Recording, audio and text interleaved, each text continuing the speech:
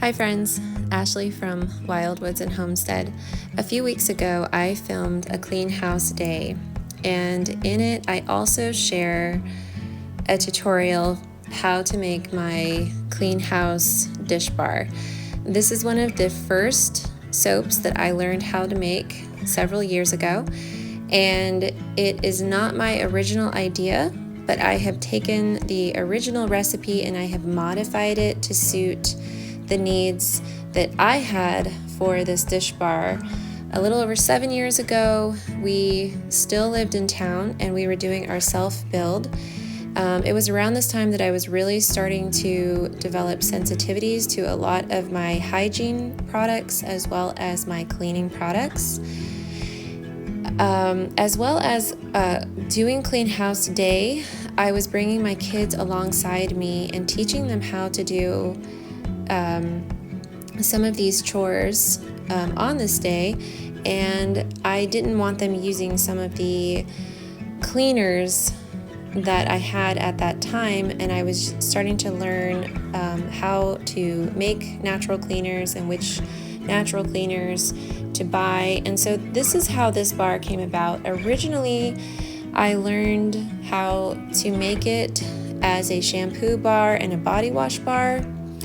And then as I started learning more about soap making and how to formulate my own recipes, I made this bar into a very degreasing bar, and I just modified it for washing dishes, scrubbing sinks, scrubbing bathtubs, showers.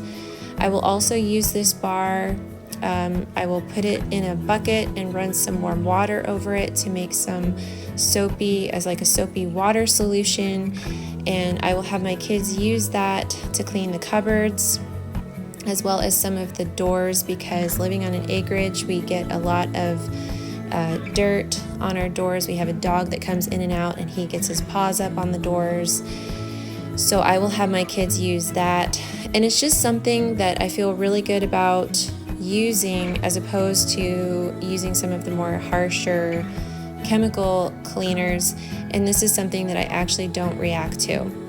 I also use this to make a laundry detergent, and I do have a recipe for that, and I will leave a link to that video in the description box for anybody that might be interested.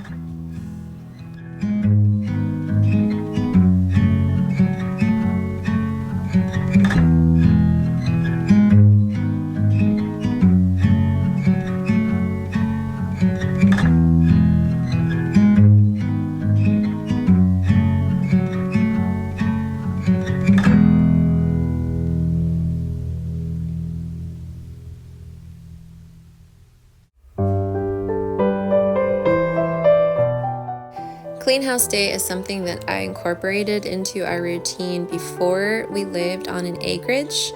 When we lived in town, we had purchased our acreage and it was completely treed. So we were starting right from the beginning. We were also doing a self-build, and once we got approved for that self-build, we only had so many months to finish the build and be out of our townhouse and into our house that we were building. And I've mentioned it before in my other videos, but it was only my husband and his dad out here building. We only did a few hire outs, and that was because my husband was learning so many new skills for building that there were some skills that he just did not have time to learn. For example, the plumbing, and there was something else and now I can't remember what it was. And those were also some of the least expensive hire outs, and those hire outs could be happening while Geoff and his dad were still building. They also ended up having someone come in and do the drywall upstairs because my father-in-law was reacting to the drywall. He has Crohn's disease, and I did not know this, but apparently drywall contains gluten. So when we were getting the drywall done, they were able to then work on the other parts of the house. So other than that, it was completely just Geoff and his dad out here. Geoff would work his regular 9-to-5 job, come home, eat, run out to the acreage, meet up with his dad, and they would continue building this house totally from scratch, just the two of them.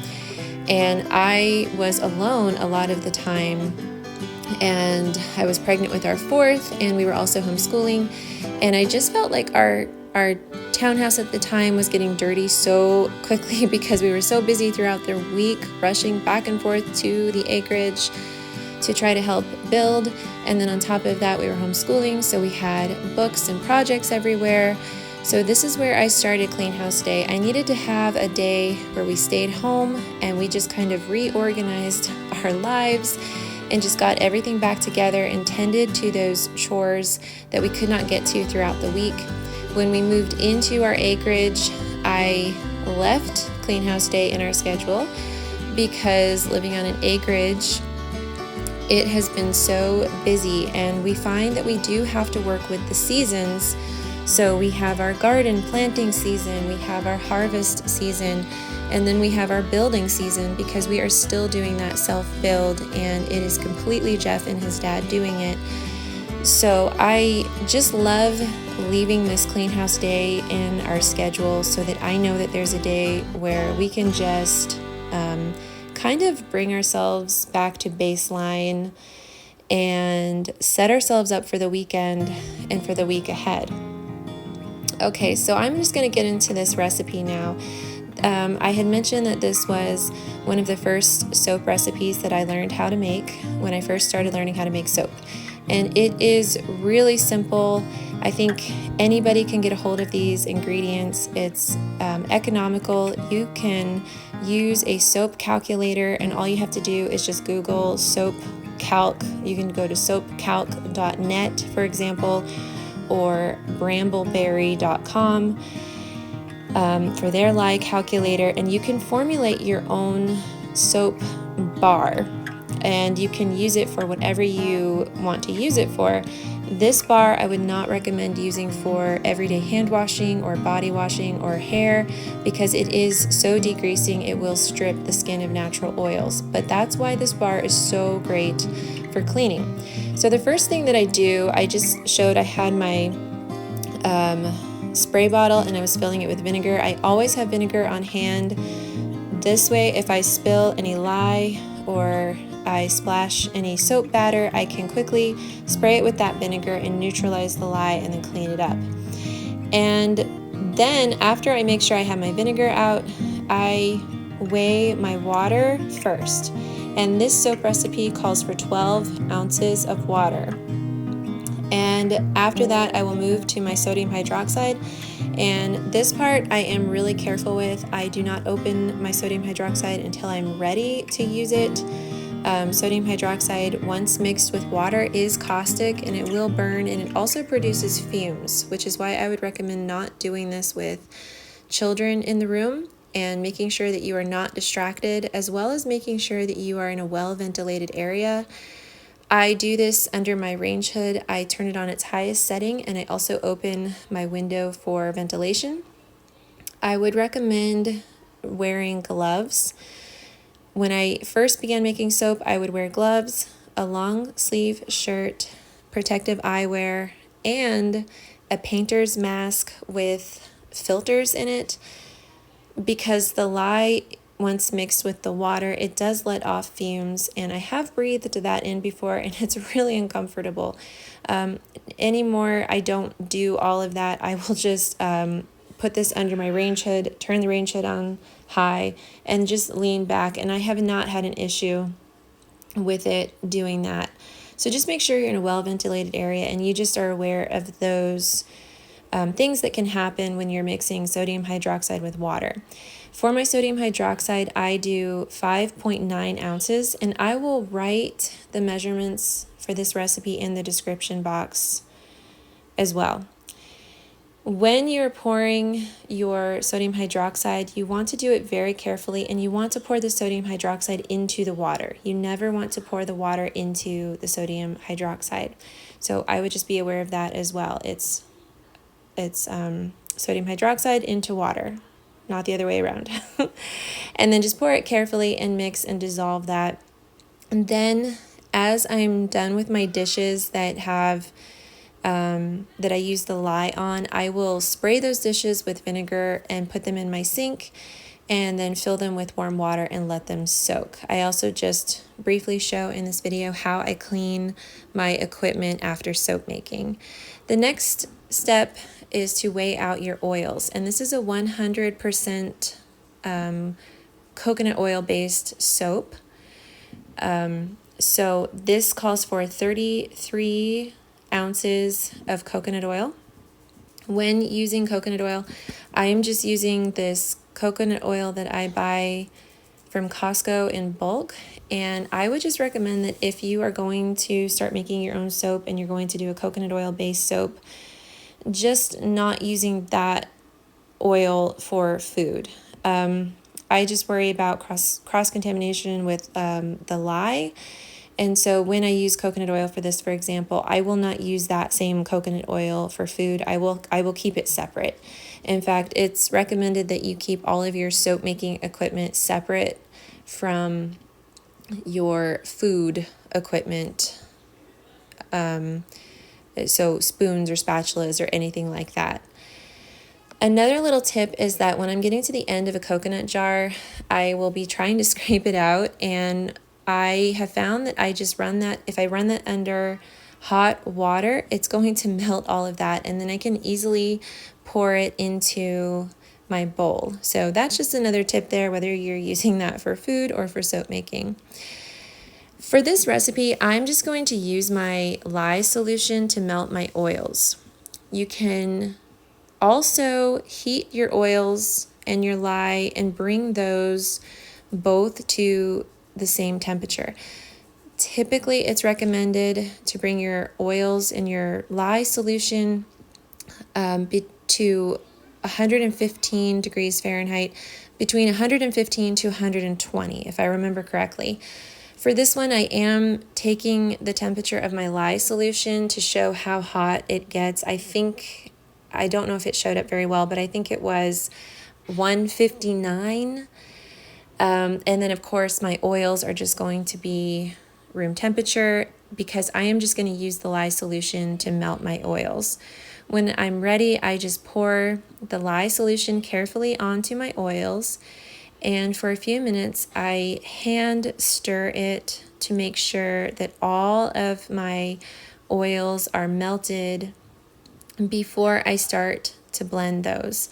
And it's really important that you bring your oils and your lye solution to a trace because you want all of the sodium hydroxide to saponify the oils. You don't want any of the lye solution left in the soap because you don't want to burn your skin. So yes, I'm just always really careful to bring it to a trace. But first I will just hand stir that for a few minutes to melt all of those oils, and then I will use an immersion blender to bring it to trace. Again, with equipment, I just have an immersion blender that I only use for soap because it does have plastic elements in it, and I guess the lye can be, get left over in, or get, kind of caught like in any little scratches or in any little, areas in something. It's just not a good idea to then go and use this same thing for soup or something like that. So it's best to just, if you can get your hands on another immersion blender, buy one for it, or just find a used one. A lot of people will go find used bowls and spatulas and immersion blenders for soap making, and that works out really well too, because then you can just have that separate, and then you know that you're not crossing any possible lye with your food items. Okay, I hope I explained that well. I hope I explained that okay. Bringing your soap to trace, it's going to come to a pudding-like consistency, and you just want to make sure that I was kind of showing there how I lifted the blender and then I sort of just was trying to drizzle it on top of the batter, because what you drizzle on top of the batter, you want it to stay there. You don't want it to just sink right into the batter. Once you get that trace and you see the trace on the top of your batter, it's safe to then add in your additives. So for my additives, I'm just adding essential oils. You can add whatever essential oils you want, or if you have a fragrance oil, you could add that at this time as well. Once it's at trace, I just stir it a little bit to get any of the bubbles out and make sure that the batter is nice and smooth. Typically, I also will test the temperature. I'm looking for it to be about 115 to 120. The soap will continue to heat up, and this can lead to cracking. This soap actually did end up cracking. What's happening is the soap is heating up even more in the mold. And then of course, when that is, you have the air, which is cooler, and the two meet, the surface of the soap is going to crack, and the heat is going to try to escape, and then that's going to create cracking, or like a little bit of a volcano effect.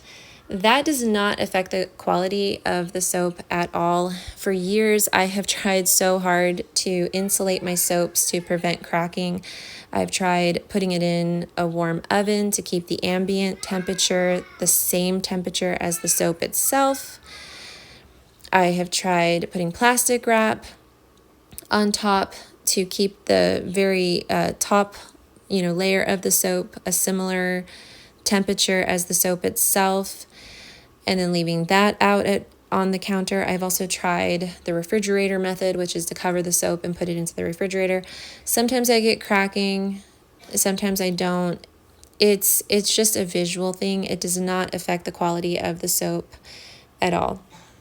When I'm done, I just take all of my bowls and equipment that I used that touch that soap batter, and I go and I put it in my sink. I spray it all with vinegar. I rinse it with warm water. Once I rinse it, I will then fill my sink with hot soapy water and allow those items to soak. I'll come back later, empty that sink out, rinse them again, and then put them in my dishwasher. I'm also just showing here that when I'm done, I'm using my solid tallow lotion bar. I always have one of these on my sink for when I'm working in the kitchen, and when I'm done, it's just a nice little thing to go and put some of that on my hands, and it just feels so it just kind of feels like a little treat, after you've been working in the kitchen. And I will put a link to that lotion bar in the description box. And then here I'm just showing how this soap did end up cracking, and it had a little bit of that volcano effect. Again, it doesn't affect the quality of it, and it still works. It still works great. So I hope I explained all this well enough. I will have the recipe written in the description box, and I will have a link to my online store in the description box for anyone who might be interested in that. I so appreciate you joining me again, and until next time.